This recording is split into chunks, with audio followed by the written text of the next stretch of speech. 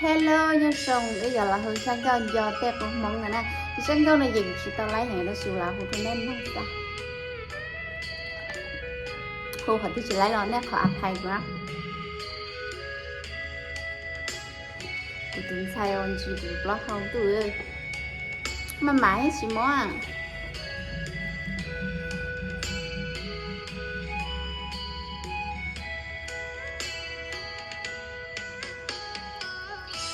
giờ tê u mong thấu ý tha tha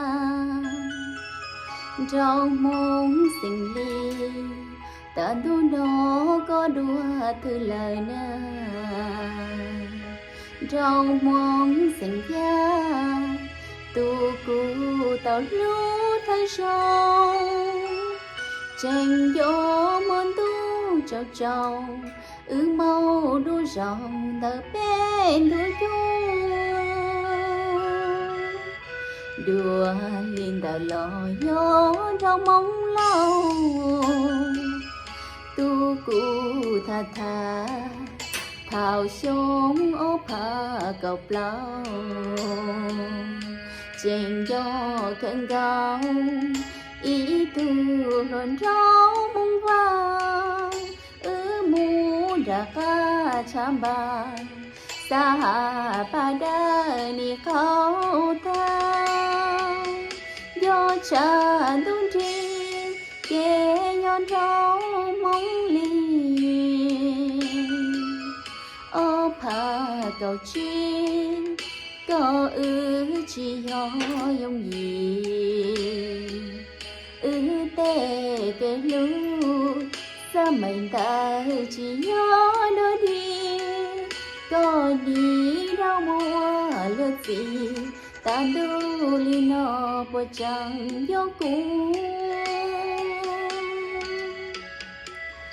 thia chừng cho ý tuôn rau mong khá ô pa cầu xa chỉ cả mình ta yêu là ma cụ nè là múa to để lon đau sông lời yêu e có mùa nắng lấy cha là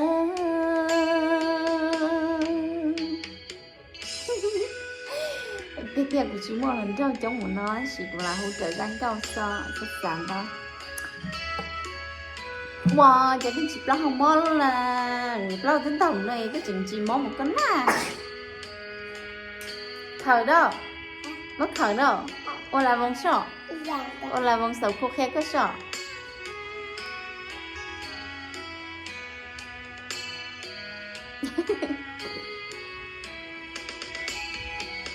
do cha đun tri kê gió luôn rau mong ly ô pa cầu chi có chi ho yong gì tê kê lu sao mình ta chỉ nhớ đôi đi có đi đâu mua lượt gì ta đu li nó bờ chẳng gió cũ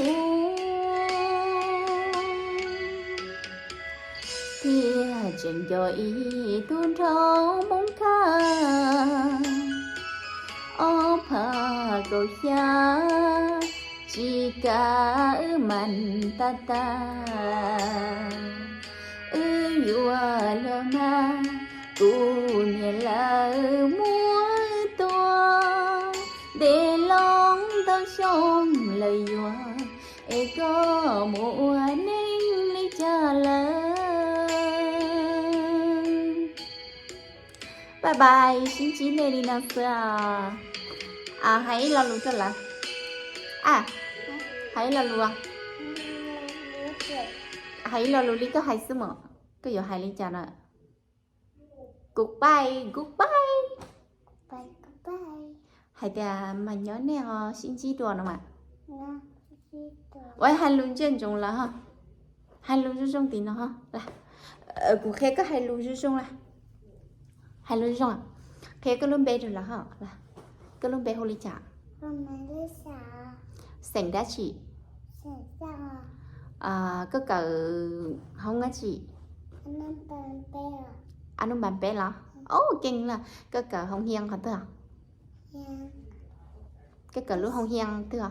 Tôi nghe sẽ lấy tè Chiều là cơ lúc không hiền lúc bé hô đi chả. Không hiền á chị. Không hiền chèn. Yang chẳng đi tà Ok. Xong nó có một chơi xong là. Mà Hay lưu trong sân nó lưu trong là. Hay lưu trong. Mà Mua chơi xong là. Mà Mua. Nâng sòng sàm si. Mà xìa Si bì à. Ok, xin chi đùa. Xìa À hả.